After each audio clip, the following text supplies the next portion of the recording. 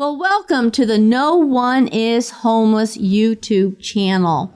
Our reason for being here and doing these podcasts is to help the public, the community, hear from the homeless themselves. You know, you hear from politicians, you hear from people like us who are there as an organization helping the homeless. But what about the homeless? Let's hear from them.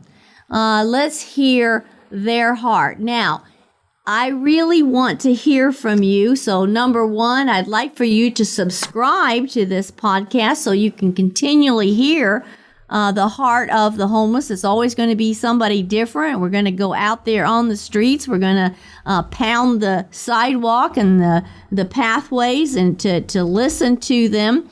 And so one of the ways that we can interact also, please in the comment section, write something. Say, I comment. Put anything in there that you can. At least write, I comment.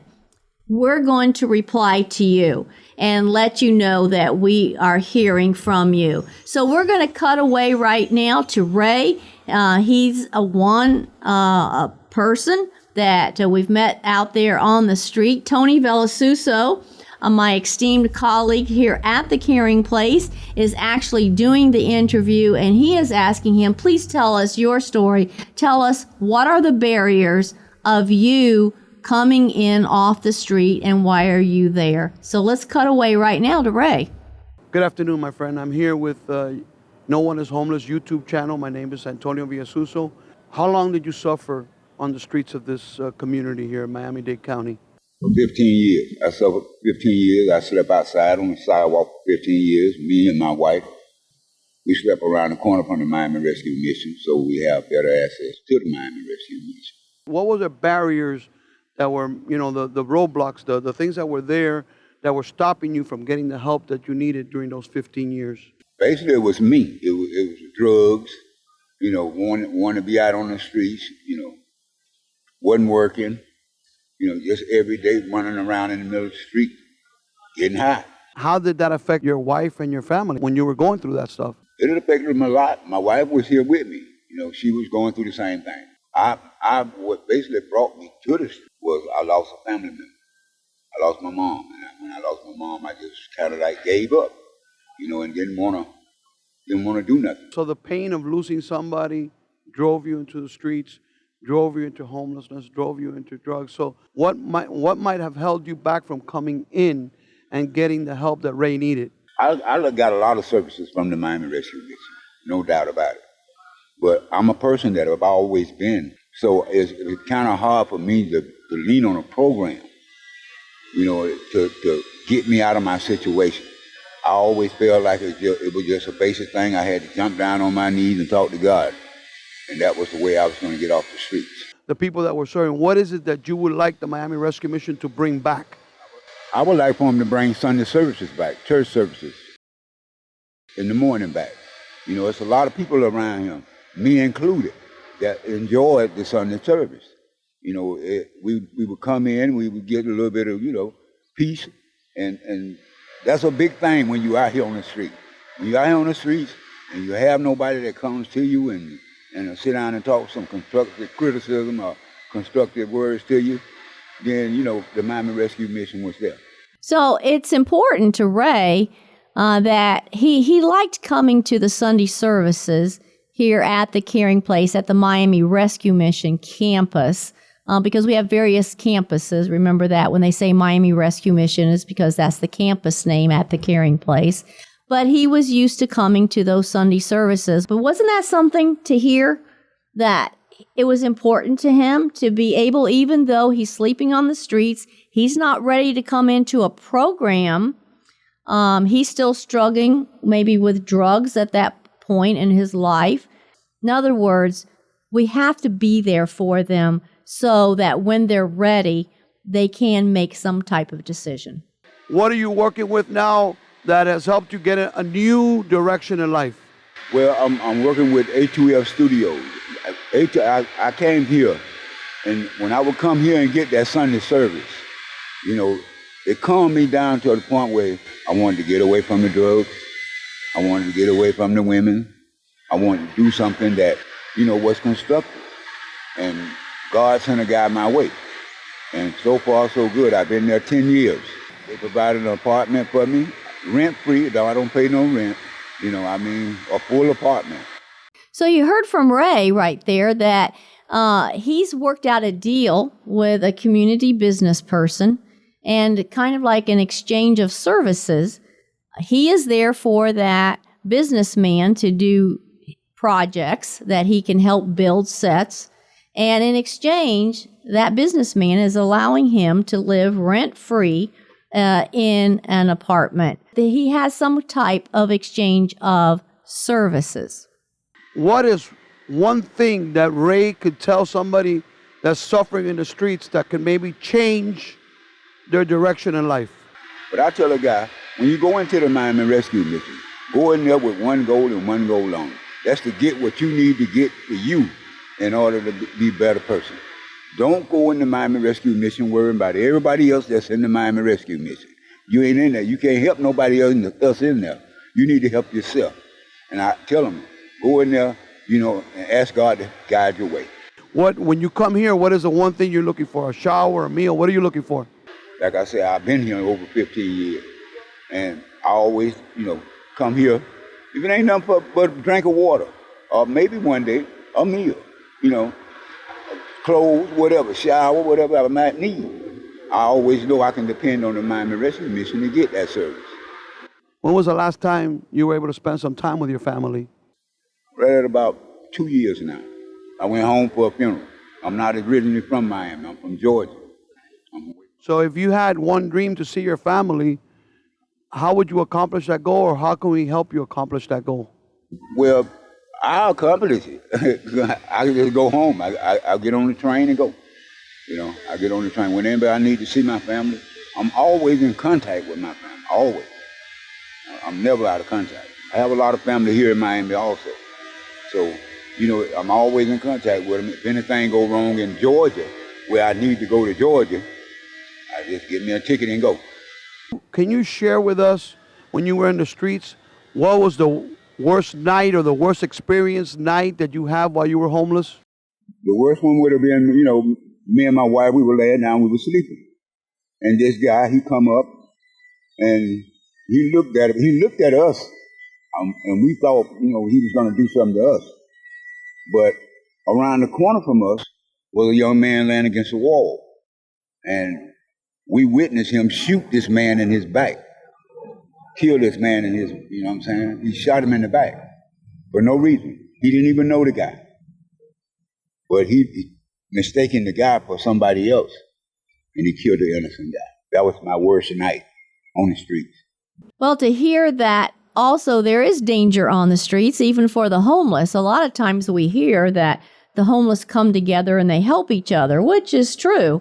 They do band together and they do help one another, but that doesn't mean it's always that way. They have danger also by staying on the streets from other homeless. So just like in life of, that we're in, the world we live in, we have good people, we have bad people, and you have to always be alert.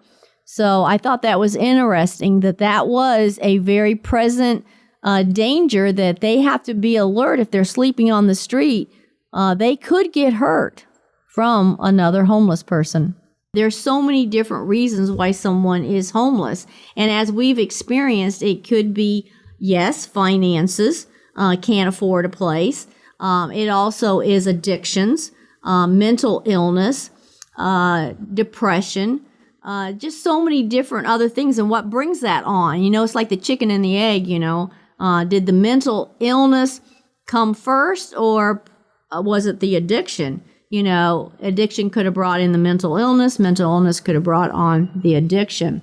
But the other thing is that I really want to present in this podcast that the community can make a difference. You can make a difference in helping those that find themselves in an extreme circumstance. And it does take a community if we're really going to help solve the problem. This is the No One Is Homeless YouTube channel. What do we mean by that? It's a vision. It doesn't mean no one is homeless at this present time. Of course not.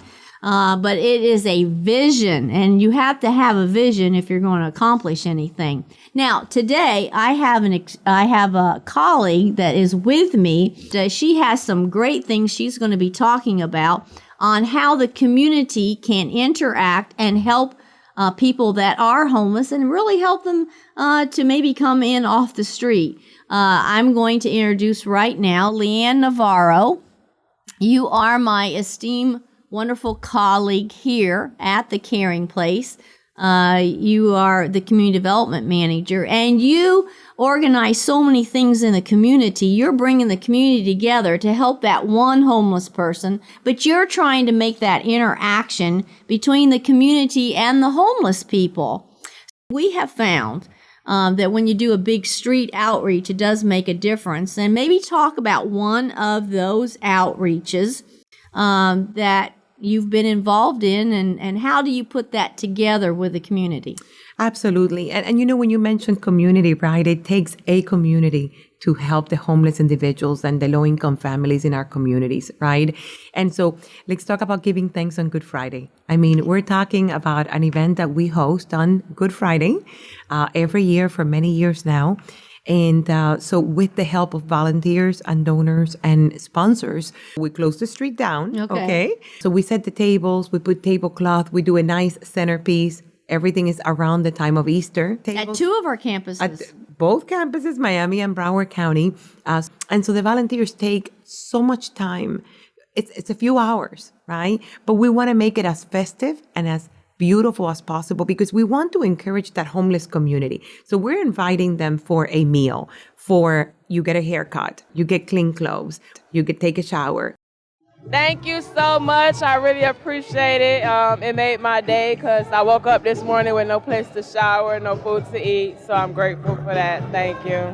We're giving you a gift because, you know, you need to walk away with a bag of goodies. So hygiene items, and we're giving you resources, people that come alongside of us, partners in the community.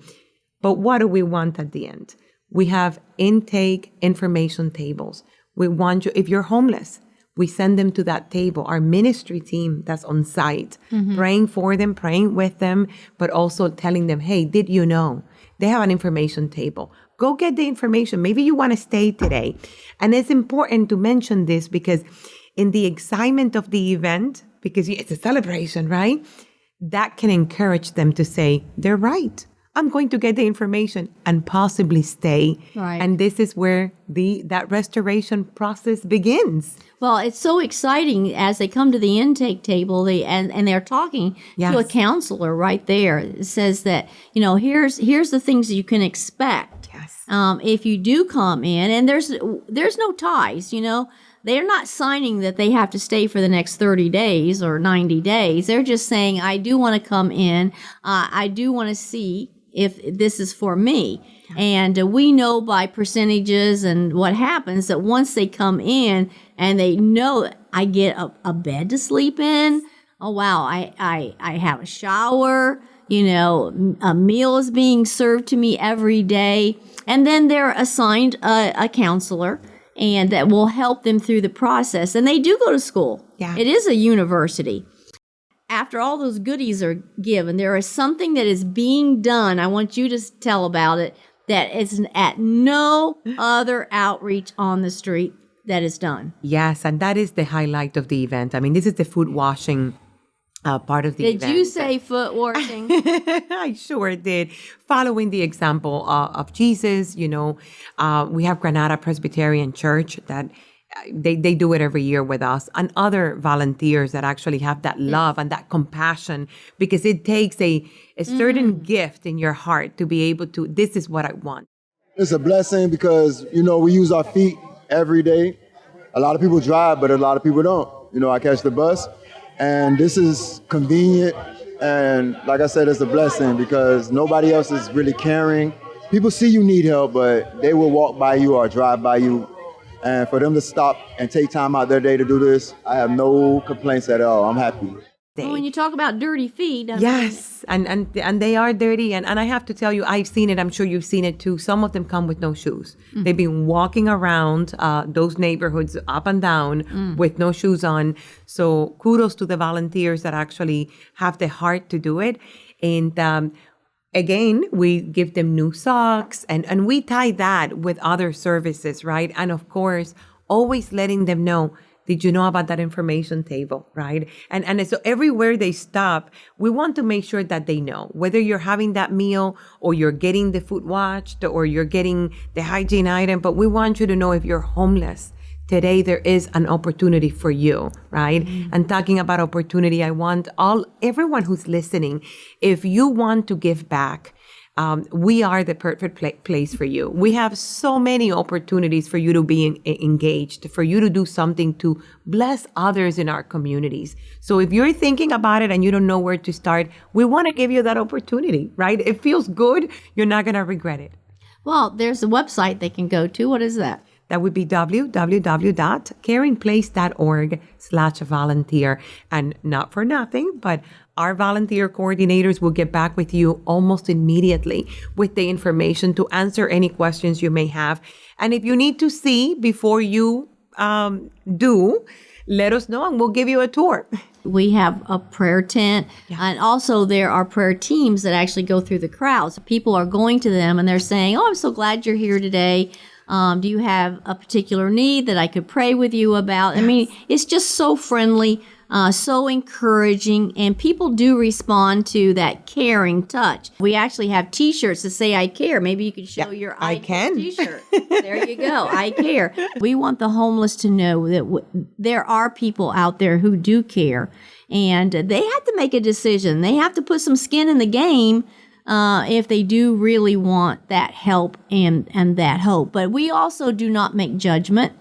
We are constantly there every day, giving a meal, providing showers, giving hope, and saying that you can come off the street. We're waiting for you to make that decision. But if people don't know they can make a decision, well, you have to do some advertising, if you want people to know what you're there for. On the particular one you're talking about, we don't do this every time, but there is a radio share-a-thon going on, and we have a local radio station. It's iHeartRadio, actually WIOD, and they come out with a remote. Now, they do that so that they can tell blow by blow, you might say, as to what's happening on the street. So they'll talk about the meal, they'll talk about the foot washing, the Easter basket giveaway to the children. Oh my goodness, you're giving out like 1,000 Easter baskets.